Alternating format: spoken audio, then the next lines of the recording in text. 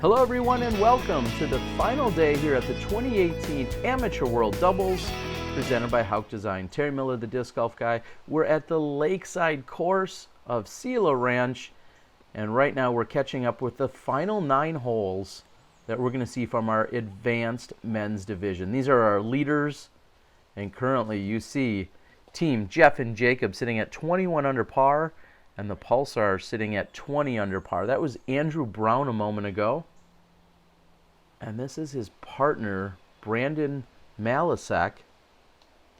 I'm not going to refer to Brandon's last name any longer because all you're going to hear him referred to as Muffin. So whether I call him Muffin or I let Andrew call him Muffin, either way, that's who we're going to see throughout. Those guys, both from the Madison area, I believe originally, Madison, Wisconsin. And these guys hail out of the Austin area. Team Jeff and Jacob. They have a 1-stroke advantage. Now there's a shortened course here today in terms of the holes played. They are at the lakeside course, and normally that is an 18-hole course. However, with the rains that we suffered from the day before, they're just playing 15 holes. And right now we're on hole number 8. It's 242 feet.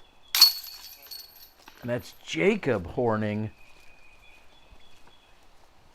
taking the birdie for the team, and they're playing best throw, which most of you would refer to commonly as just best shot. I guess the official technical term here is going to be calling it best throw. Houck Design, again, presenting sponsor here of the tournament, this PDGA major event.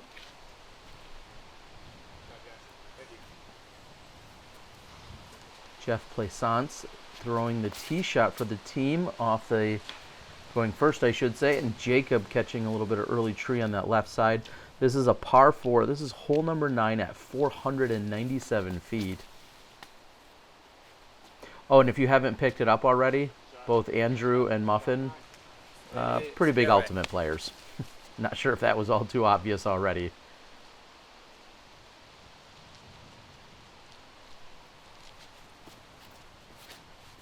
I believe Andrew and Brandon finished runner-up here at the Amateur World Doubles in 2018. So right now they're back here in contention. They're down 2 strokes with 8 holes left to play. And I can't help but appreciate Muffin's little run-up there, very much looking like he's just throwing it out to a receiver out on the ultimate field.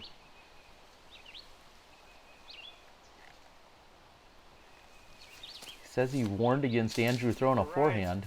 Tried to save you. Andrew had his own thoughts in mind. You hear a little bit of that wind picking up. It's actually relatively nice out with just a light breeze. It's going to pick up as we move on here. But 100 times better than what we saw out there during Saturday. These guys would have normally been playing this round on Saturday afternoon, except for the fact that everything got rained out. In fact, Jacob and Jeff were telling me that it was the longest round of their life on Saturday. They played 18 holes over at the Creekside course at Selah Ranch, and it took a total of more than 6 or 7 hours because of the rain delays off and on. Bang, bang. Jacob, great birdie on the par 4. And he's going to extend their lead. Woo-wee.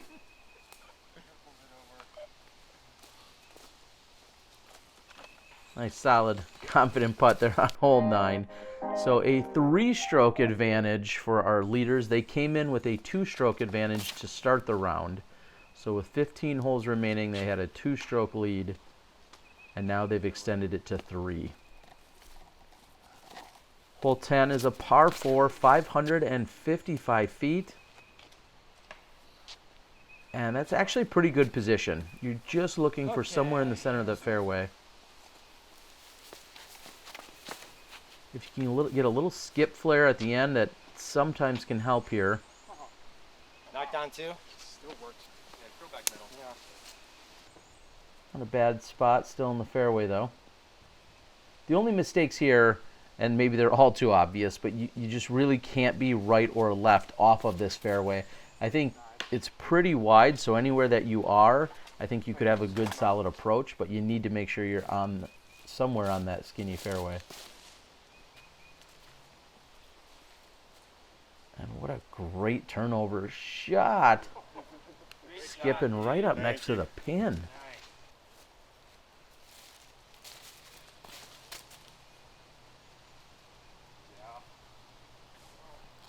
Ooh, and that also was tracking. 550 feet, I'm guessing they have about 275 at most to go here. Going right at it. Do it. Oh! Wow. Miracle worker. Nice shot, Muffin. Andrew's thinking he can run at this as well. You'll find a lot of great strategy, I think, throughout this weekend. And this, like I was saying earlier, is probably your most traditional format that you see. Both players throw, you get to choose which shot you go from, and then you continue down, completing the hole that way. Yesterday, as we watched the women finish out, they were in the middle of their individual or their best score competition, which meant that they played it individually and then got to write down their best score, but it was like playing 2 rounds of singles, essentially. Well, here, this is truly the best throw. So still a 3-stroke buffer between Team Jeff and Jacob, along with the Pulsars.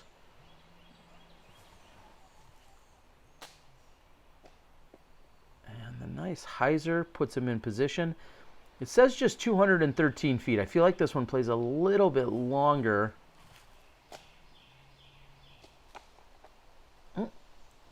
Not a bad spot to be.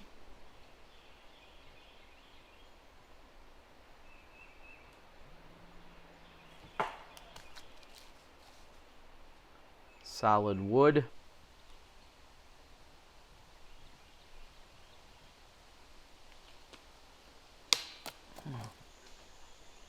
Good run there by Jacob, just a little bit short and left.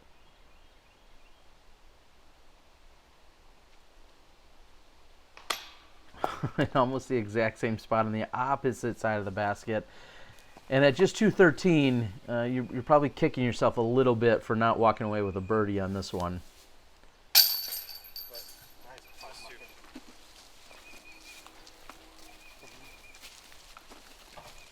And the Pulsars will pick one up, so that's going to bring them within 2 at the moment.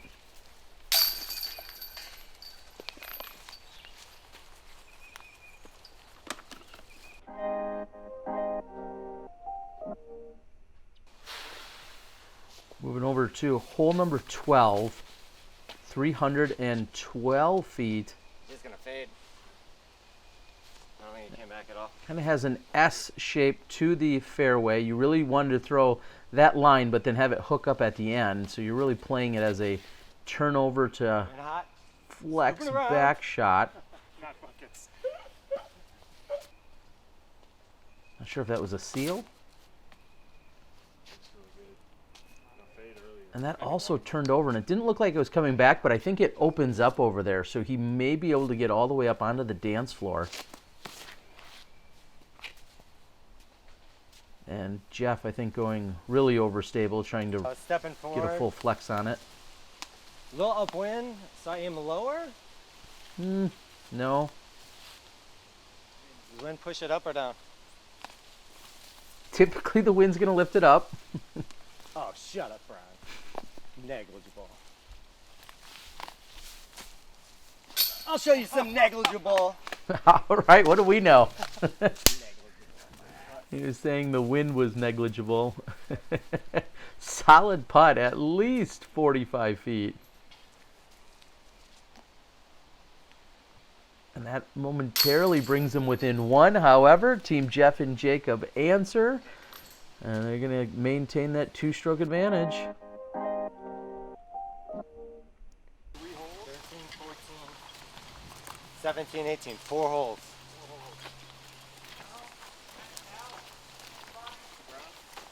No, I saw that. It was just like there.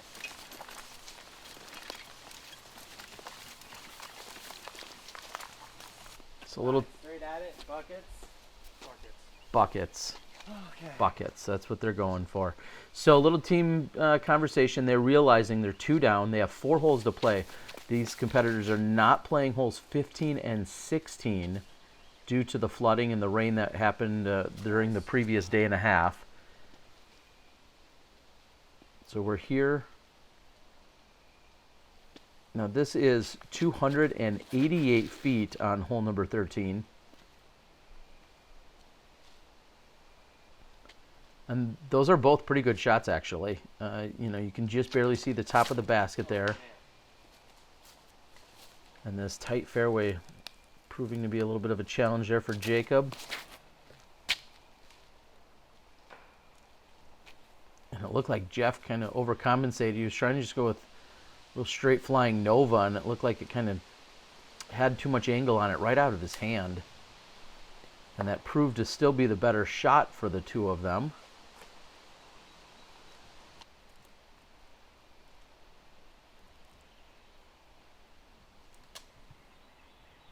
Jeff puts the forehand up a little bit higher. I think they're still going to be left with a death putt as this one slopes downhill. There it is. Solid putt by Jacob. That's so that they can walk away with the par and remain at 25 under par. Muffin here lining up for birdie and making it look easy. So, as they were just discussing, they were down 2 with 4 to play. Looks like they're down 1 with 3 to play. What's the best line here? Who's the locals? You guys play here lots. They're Do you all know? equally good. We play here at this tournament. Yeah, we play here twice a year, maybe.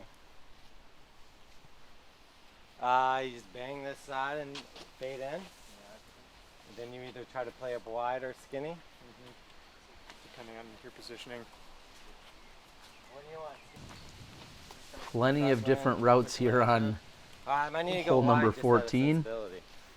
It's 426 feet. It's a par 4. What do you think, All the Brown? way to the right? Well, right lane or center lane? Center right. Center right. Okay, I'll try center. There's about 19 different lanes, and they're all relatively thin here. Kicking right. Just getting to that open area, I feel like, is the main goal. And then from there, you can decide which lane you want to attack the basket from. You may have a few different options. Those are 2 pretty good shots.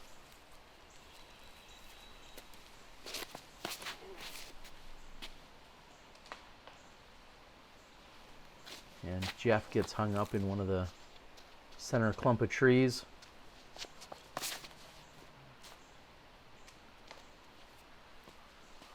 Although our wet and rainy coverage doesn't necessarily do all of it justice, but talk about some great golf in the area. Of course, we spent some time over at Selah Ranch at Texas Twisted and Trey Deuce, and now we're here at Lakeside and Creekside. You need to get to this area. 4 of the best courses you'll find in such a concentrated area. Selah Ranch here rated as the #1 course for many years, Okay, actually. right in this basket.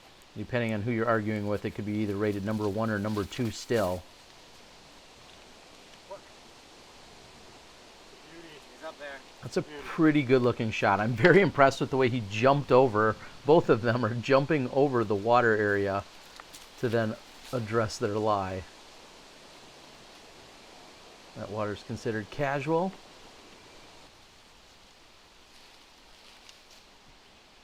So Team Jeff and Jacob are left with this for a birdie look from at least 50 feet.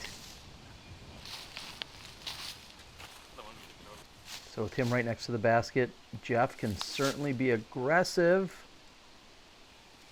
Gives it a pretty good run.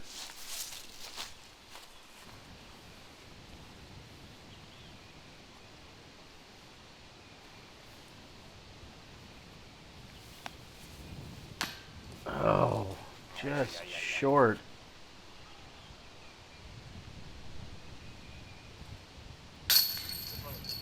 And Andrew picks up the birdie for the team, and just like that, they're knotted up after they mentioned that they were down 2 with 4 to go. In the next 2 holes, they get back-to-back birdies, pick up the strokes, and we have a tie game with just holes 17 and 18 to play.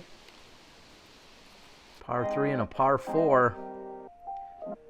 And while they tee off here on 17, I want you to leave in the comments, let me know if you've been to any of the 4 courses that I've just referenced, either over at the Selah Ranch or Selah Ranch. They're about 25 miles apart from one another. Correction, only about 25 minutes apart. It's definitely less mileage. Use Mount Vernon as your place on the map to locate them. And make sure you get out there and support these awesome facilities. That's a really good looking shot there by Andrew, maybe just a bit deep. Plenty of room out to this right side. Jacob's using all of it.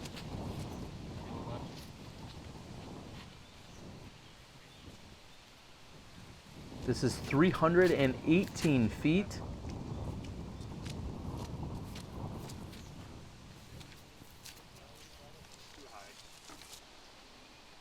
And it looks like we're going to be just a little bit deep of the basket. I think both teams, their best shots were just deep.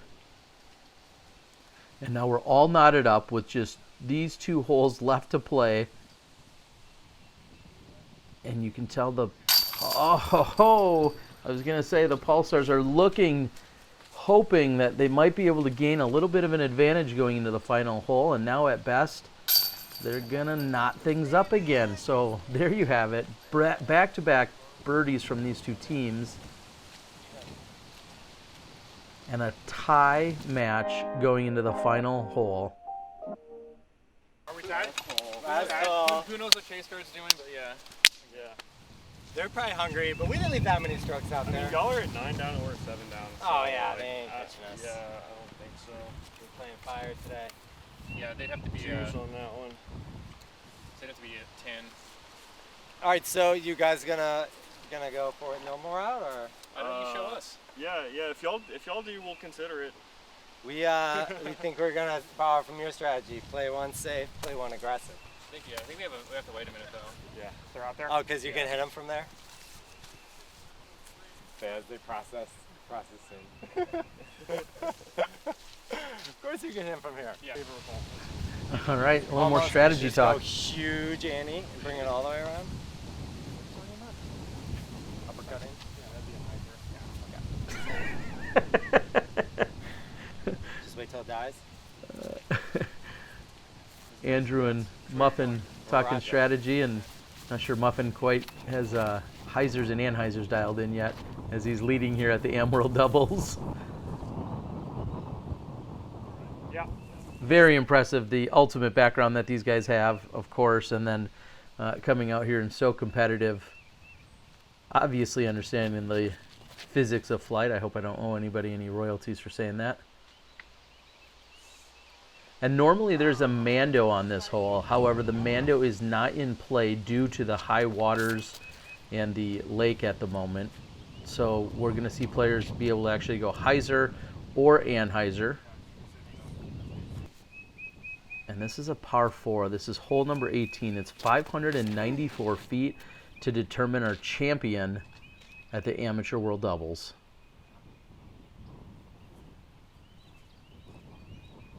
And looks like that should be in bounds. We believe Andrews was in fact out of bounds, so that's why they're going with Brandon's here. And that's going to be short and on the right side, probably still a good 100 feet short, maybe even a little more than that.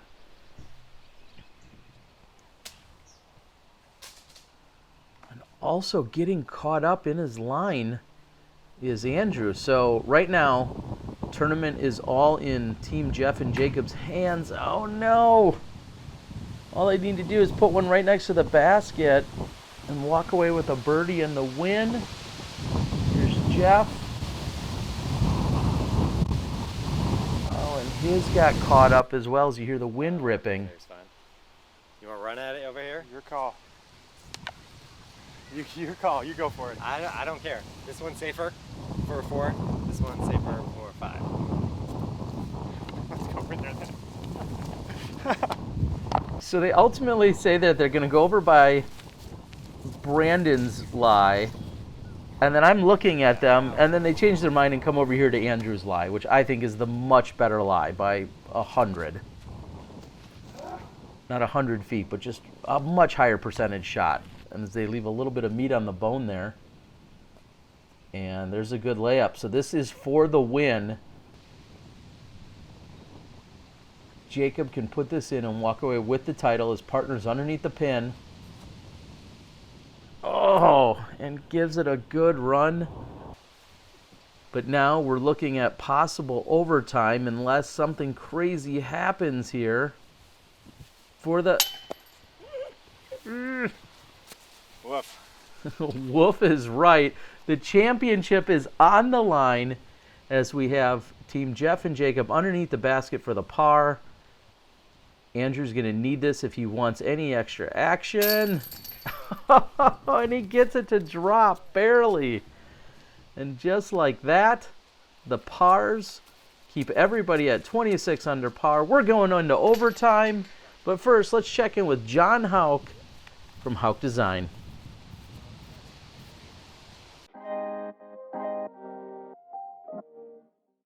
I'm the Disc Golf Guy, and that was my video blog. I'm joined now by John Houck of Houck Design. And John, first of all, we're going into OT. We'll talk about that in a second. But more importantly, disc golf is growing. Of course, you're so crucial and instrumental in the best in the world championship caliber courses we're seeing all over. What's kind of the next step? What's the evolution for disc golf and the properties that they're on? Well, I think Selah Ranch was really kind of the start for us of going in a new direction. The owners, Dave and Candy Hickerson, had a real vision for what disc golf could be, and they really allowed me to pursue my vision. And as soon as I knew we were going to get a bridge out to the island, I knew they were all in, and we were on our way. So this is such a special place. They're such great people. It really has changed our lives, but of course our goal is, to make a good experience for the players. So I did what I could on the courses, but there's so much more to the Selah experience. The lodging, the way they take care of everything, they provide food for people, and they really go all out. They put fiber optics in here when they knew we were going to have disc golf coverage. And they've just been tremendous to work with, and there's just something really, really special about Selah. Well, when you're talking about a course or courses that are rated in the top 10, fighting for that top spot on any given week out there is some of the best courses in the world, they're clearly doing things right. And like you said, it's so much about that experience. You have really good stuff on course, and then the off course, it just kind of makes for that complete package. So we're here for the AM World Doubles Championships. And yet again, people are treated to this property along with being over at Trey. Why is the event here? I mean, am I answering my own question? Did you just answer your own question, maybe? We're brought here. Talk about how special it is to have this collaboration here. Well, it's really important to us to make sure that we're providing a world-class test for a world-class tournament. And I think, the two courses here at Selah are different from each other. The two courses at Trey are different from each other, and the two facilities have different characters. So we're able to provide a full test, and whenever possible, we make sure we get just enough rain to make sure that they get to experience that test too.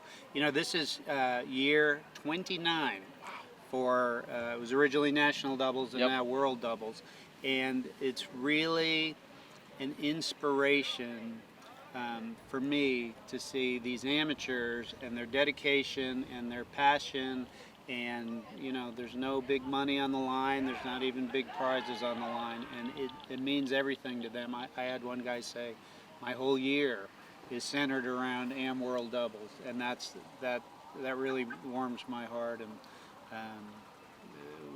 it makes it worth all the effort, and it's just gratifying to see people enjoying the courses and enjoying the events. Well, and speaking of that effort, let's give a quick shout out. I know you'd have to get out a list about 40 pages deep to list everyone, but this event, and it's done for most of our competitors except for our overtime players, but this event happens only because of the backbone and the infrastructure that's here. Is there a few key people or sponsors you need to mention? Well, it all starts with Dee. I mean, she jumped on this event with both feet this year, and I mean, I can't even express to people a lot of things that we do. People say, "Oh, look, John did this, John did that," Sure. And usually that's not the case. Yep. She doesn't get enough credit. All the little touches, and I mean, she took care of everything. Entertainment, she did it all. She has a great vision. She's always full of ideas. So she's the one who really lit the spark, especially this year. We want to thank Discraft. They were a great supporter this year. Infinite Disc, DGA, and the other thing that people really need to know is this community of Mount Vernon went through some political changes in the last year, and the money that normally would go to this event was not available. But they wanted it so bad, and certain individuals in particular stepped up. The Economic Development Commission, the Industrial Foundation, the Chamber of Commerce, the city, the county, they value disc golf. They understand that it's a good thing, and frankly it has great economic impact for their community. They didn't want to lose the event, so even though that funding wasn't there, they found other ways to do it. And for a community of this size to come up with in excess of $27,000 to make this event happen, and that's a real testament to the power of disc golf and the growth of disc golf, and we're just as grateful as we can be to the people here who made it happen. Well, the economic impact of disc golfers is very real, and as you and Dee continue to thrive and put in disc golf courses all around the country, it's great to see communities and municipalities embrace all of that, because we know world-class courses bring in world-class events, and that's where I'm going to end it. John and Dee, it's been a tremendous weekend here. We've got a few more holes. You guys are going to see that in the next video, but for now we're going to sign off from Selah Ranch, one of the best disc golf facilities on the planet.